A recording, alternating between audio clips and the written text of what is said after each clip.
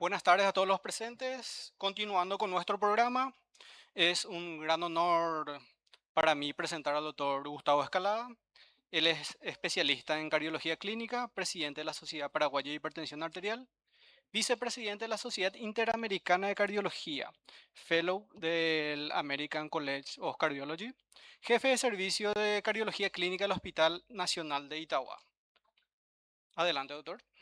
Muy buenas tardes, es un gusto y un placer para mí compartir con cada uno de ustedes esta charla.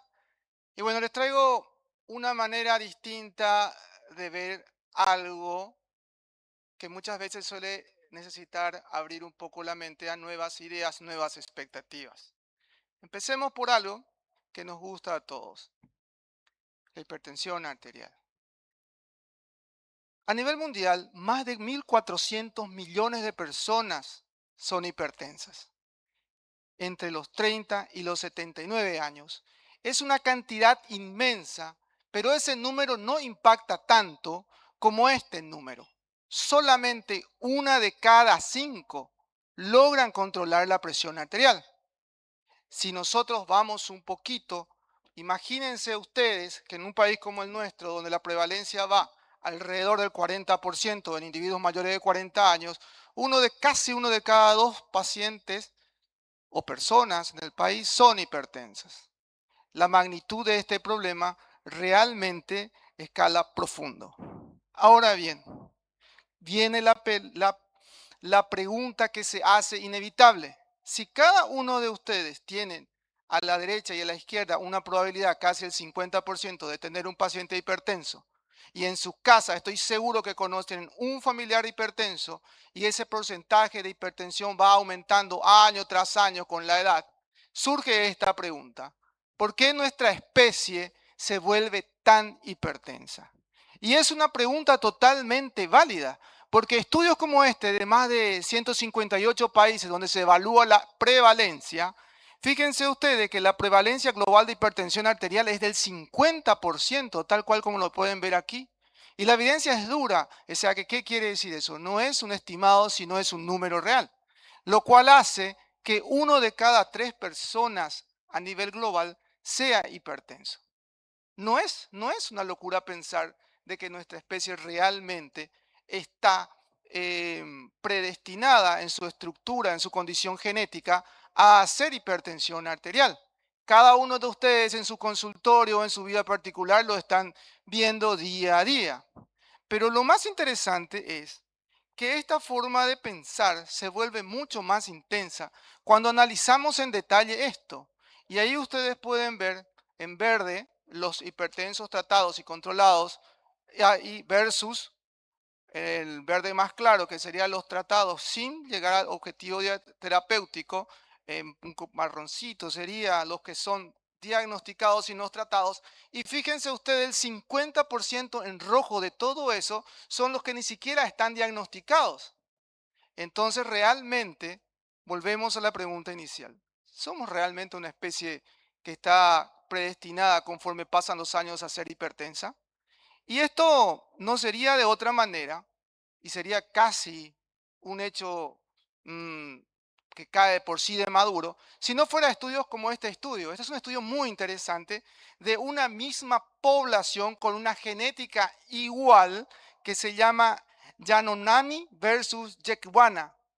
Una población, la mitad genéticamente que vivían como vivían sus antepasados y la otra mitad que vivía, o que vive, mejor dicho, como nosotros vivimos en un mundo occidental. Y adivinen qué, si nosotros miramos y se medía la presión en los dos grupos, en el que la gente que vivía en forma occidental versus en forma del nativo clásico, encontraron esto: que la presión arterial aumenta en un porcentaje directamente proporcional a los años en los que tienen una vida occidentalizada. ¿Qué quiere decir eso? Que pensar que en nuestros genes está tácitamente ya el hecho de ser hipertenso no es tan así, que hay un impacto demasiado poderoso de lo que es el medio ambiente, que básicamente pareciera ser como que desencadena un fenotipo que está dormido en cada uno de nosotros. Y es ahí donde, para responder esto, les propongo que viajemos un poquito en el tiempo, ahí cuando inicia cuando empieza nuestra especie a interactuar con el medio ambiente. Entonces, vayamos a lo siguiente. La hipertensión arterial en el inicio de lo que era nuestra especie, antes de convertirse en un riesgo, fue una solución. Nosotros luchábamos contra la hipotensión. ¿Por qué? Porque para que nosotros pasásemos de ser primates que caminábamos en cuatro patas a ser individuos caminantes en dos, o sea, bípedos, tuvimos que sobrellevar un problema gigante, que es la gravedad.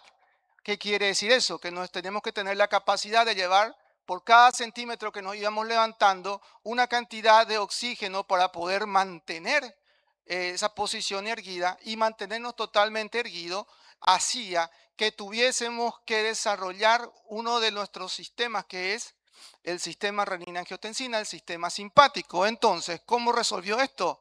Nuestra fisiología evolucionando a partir del sistema simpático, para que cuando nos pongamos erguidos rápidamente podamos generar un tono en las arterias, aumentamos la frecuencia cardíaca, aumentamos la presión, podamos levantar la cabeza, y lo mantenemos a través de sistemas como el sistema renina-angiotensina-aldosterona. Luchábamos contra la hipotensión arterial para poder mantenernos erguidos. Así inicia nuestra historia de la humanidad, y lo que ahora al escuchar nos hace pensar en patología como el sistema renina-angiotensina o el sistema simpático fue lo que nos llevó a la cima de la escala de la evolución. Tanto es así que fíjense ustedes que en modernos estudios fisiológicos de ortostatismo, esto se puede seguir viendo. Cuando vemos que un individuo se pone de pie, de acostado a pie, hay un aumento de la frecuencia cardíaca en una primera etapa y un aumento del tono por descarga simpática. Y en un segundo punto, como pueden ver aquí, eso se sostiene en el tiempo con el sistema renina-angiotensina, que mantiene el tono, mantiene la presión, interactuando, como pueden ver ahí, con el sistema del péptido natriurético, con la vasopresina, y saben que esto es lo que hace que hasta hoy día podamos vivir así. Pero cuando nosotros vivíamos como humanos en la etapa pleiocénica, los humanos nos movíamos en un mundo de escasez. Y nos movíamos de un lugar donde faltaba, donde había agua, a otro lugar donde había agua. En un mundo donde sudábamos un montón y perdíamos agua. Y encontrar agua era todo un tema. Y fíjense ustedes que ante esa escasez de agua y esa pérdida de salina por el sudor, nosotros tuvimos que resolver también ese problema. Y ese problema, la evolución, lo hizo con el sistema renina-angiotensina-aldosterona, reteniendo sal y reteniendo sal y agua, y así podíamos trasladarnos en grandes distancias, que es lo que nos llevó al fin y al cabo a evolucionar. Entonces, retener sal y agua se volvió crucial. Tanto es así que hicimos una relación con la sal y el agua, que hoy por hoy, por ejemplo, hay individuos que podríamos clasificarlos como hipertensos, que son sensibles al estímulo de la sal. Esos que hoy son sensibles al estímulo de la sal serían personas extremadamente bien adaptadas en el Pleistoceno, donde existía menor cantidad de sal y agua, y podrían retenerlo muchísimo más y tener una presión mucho más continua, lo que le llevaría a una mayor irrigación de los músculos y el cerebro, y podrían estar mucho más adaptados. Pero en nuestro medio actual, donde la sal es lo que más sobra, obviamente esa no es la historia.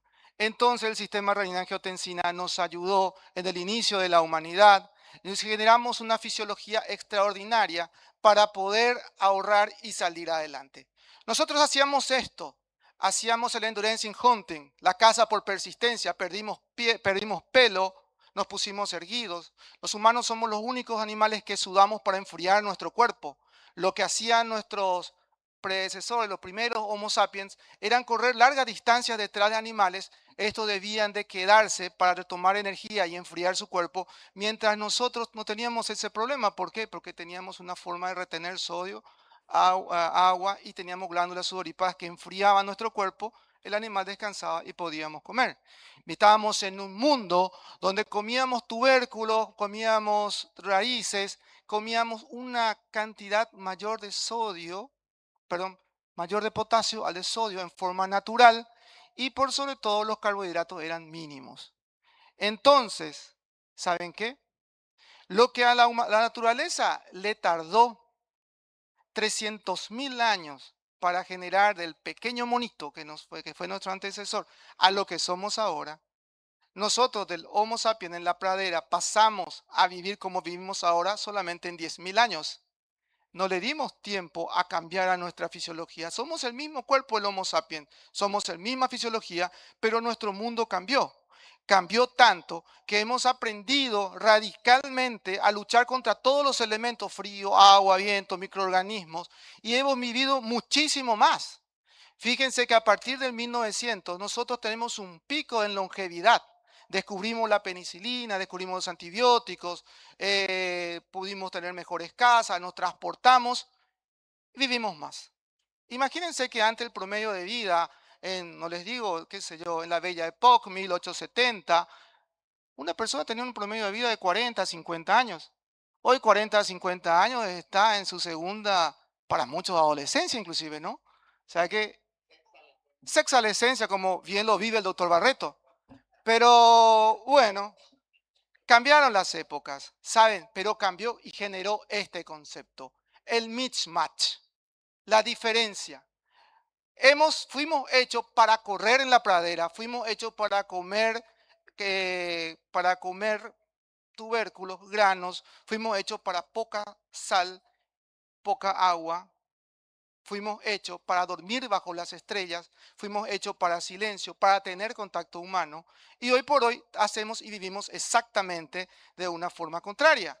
Lo que fue un moderno cuerpo excelentemente creado que es hasta hoy, cambió a esto. Este es el nuevo fenotipo que estamos viviendo a partir de los 40 o 50 años. Es más, este es un artículo en el cual se demuestra todos los cambios fisiológicos y fisiopatológicos que hemos pasado por este mismatch. Y específicamente, si nos vemos en el término de la presión arterial, hoy por hoy comemos mucha sal, 9 veces más sal de lo que lo comieron nuestros predecesores. No corremos, no caminamos, estamos hiperestimulados. Y esa hiperestimulación dopaminérgica, ya sea por ruido, estrés, y, luz azul, lo que ustedes quieran, imagínense de esta vida moderna, hace que nuestro sistema renina-angiotensina y aldosterona viva por las nubes. Tanto es así que fíjense que un pequeño detalle ya hace la diferencia. Dormíamos en las estrellas, con las estrellas arriba. ¿Qué quiere decir eso? La luz del día estimulaba a partir de la vista, a partir de la vista, la luz estimulaba los núcleos supraquiasmáticos y eso estimulaba el sistema renina-angiotensina, aldosterona, catecolaminas y teníamos la presión durante el día. Llegaba la noche y automáticamente este estímulo desaparecía y el parasimpático ganaba y bajaba la presión. Y esa es la fisiología de la presión arterial normal. Una presión y un descenso fisiológico del 10 al 20%, un dip fisiológico. Adivinen qué es lo que primero perdemos nosotros dentro de todo lo que es nuestro tema. Perdemos ese dip fisiológico. ¿Por qué? Porque aún siendo de día estamos teniendo luz artificial. De noche tenemos luz artificial, tenemos luz azul y eso genera y sigue generando una activación del sistema simpático y por eso rápidamente tenemos una hipertensión escondida, enmascarada en nuestro cuerpo. Y también pongo de plano de que nuestro sistema era ahorrador 100%, no comíamos todos los días, corríamos en la pradera y la insulina hacía que todo lo que comiésemos rápidamente lo guardásemos y después se dejaba de secretar insulina. Hoy por hoy comemos solamente estirando la mano y abriendo la heladera. Tenemos un estímulo hiperinsulinémico continuo y generamos un sobrepeso. El doctor Niels lo llamó el fenotipo ahorrador en 1995, descubriendo que hay individuos que son ahorradores de por sí, que es el famoso amigo que come 1 tonelada de asado, no sube ni 1 gramo, y vos te comes un pancho y va directo a la cintura. ¿Por qué? Porque él tiene una expresión más importante de ese fenotipo y eso explica eso. Entonces, ¿qué hicimos nosotros como humanos? ¿Cómo desarrollamos esto? Si hay algo que nos caracterizó, es poder luchar contra todo lo que se nos ha puesto y hemos salido adelante como humanidad. Y fíjense ustedes que hemos entendido que la hipertensión arterial es una hiperactividad del mismo, es un hiperestímulo. Y tratamos la hipertensión generada por todos estos estímulos, luchando contra el sistema renina-angiotensina, luchando con el sistema simpático, viendo que existe una retención de sodio-agua y una afectación vascular secundaria. Hemos generado fármacos y fuimos escalando, cortando todo el sistema renina-angiotensina-aldosterona en su evolución. Hoy por hoy no usamos uno o dos combinaciones, usamos 3 a 4 combinaciones para poder cortar totalmente esta hiperestimulación simpática, logrando buenos resultados como ya podrán ver. La cuadripil es una realidad. Ya no se habla más prácticamente de tetrapil, de triple combinación, se habla de cuatripil. Hoy por hoy, fíjense ustedes, ya tenemos estudios, bastantes estudios de este tipo, 4 píldoras teniendo una reducción muy buena de la presión arterial porque corta totalmente la sobreestimulación de ese eje, baja la frecuencia cardíaca por hiperestímulo simpático y logramos un mejor control de la presión. Logramos con un solo fármaco luchar contra nuestros instintos de comodidad y preservación a partir de mejorar rápidamente la adherencia, así como la persistencia con nuestros fármacos. Hemos logrado también aparte de esto, nuevamente luchar con esto. El estudio DASH, en donde nos habla que comer frutas y verduras, comer tubérculos, comer raíces y tallos por encima de carbohidratos, disminuye la presión entre 5 y 10 milímetros de mercurio. Hemos visto con evidencia notable que el DASH sodium, asumándole a esto la reducción de sodio, logró esa misma reducción. Y hemos visto también algo muy interesante, que haciendo ejercicio, corriendo, podemos bajar la presión de manera importante. Y fíjense, evitar la hiperestimulación del sistema renina-angiotensina-aldosterona, volver a entender que tenemos que movernos, que fuimos diseñados para movernos, volver a entender que fuimos diseñados para comer comida no tan elaborada, ¿no es acaso volver a nuestro diseño original? ¿Verdad? Entonces pusimos evidencia esto y fíjense, la realidad sigue siendo esta. Sabemos muchísimo sobre cómo funciona el impacto de la hipertensión arterial, pero el porcentaje de control sigue siendo 30% a nivel mundial. Sabemos de los diagnosticados y tratados, y los diagnosticados tratados sin objetivos siguen siendo el 35%, diagnosticados y no tratados siguen importantes, y lo más increíble de todo, los no tratados siguen siendo casi el 50% en cualquier lado, ¿verdad? Fíjense que les cuento una historia que, ¿se acuerdan? En la década del 80, inicio del 80, el gigantesco problema de Somalia, donde todo el mundo mandaba comida y la ONU mandaba grandes containers de alimentos y acá también se juntaba. ¿Saben qué? En África no había hipertensión arterial. Le cambiamos su forma de comer, le juntamos en un lugar para entregarles esa comida, evitamos que se movieran por todos lados como nómadas, cambiamos su comida y adivinen qué, África es uno de los países más hipertensos del mundo. Entonces, no se puede hacer lo mismo y esperar resultados distintos, decía Albert Einstein. No podemos centrarnos solamente tratando lo que ya sabemos en hiperestimulación del sistema simpático con fármacos y tratar ciertas cosas como un estilo de vida saludable. Debemos abrir nuestra mente. Debemos abrir nuestra mente a lo que ya sabemos que actualmente es mucho, pero todavía insuficiente, y complementarlo con una visión evolutiva de esas pequeñas cosas que nosotros estamos cortando en nuestra naturaleza humana. Perdimos el contacto físico, pues fuimos hechos para hablar y estar juntos. Las endorfinas que se liberan con el contacto piel a piel. Estamos sobreestimulados con dopamina por celulares, por luz azul. No fuimos hechos para el estrés crónico y prolongado, fuimos hechos para el microestrés. Caminamos en el silencio de una pradera y estimulados por algún agresor físico o un depredador. No fuimos hechos para vivir en lugares amplios con mucha entrada de luz. Fuimos hechos para poder caminar libres. Entonces, debemos abrirnos a la posibilidad de complementar lo que ya sabemos y lo que ya tenemos, a modificar un poco nuestro medio interno. Como le dije a uno de los residentes, no vamos a correr detrás de las gallinas para comer como en la época del Paleolítico, pero sí debemos de complementar con menos hiperestimulación. Debemos de complementar con más contacto humano, con más naturaleza y por sobre todo, tomar conciencia de ese modelo perfecto que tenemos, ya sea por evolución o por toque divino. Depende ya de la creencia religiosa de cada uno. Entonces, no me queda más que decirle que este es un modelo que no explica todo, sino que permite hacernos mejores preguntas y abrir la mente de cada uno de nosotros. Muchísimas gracias.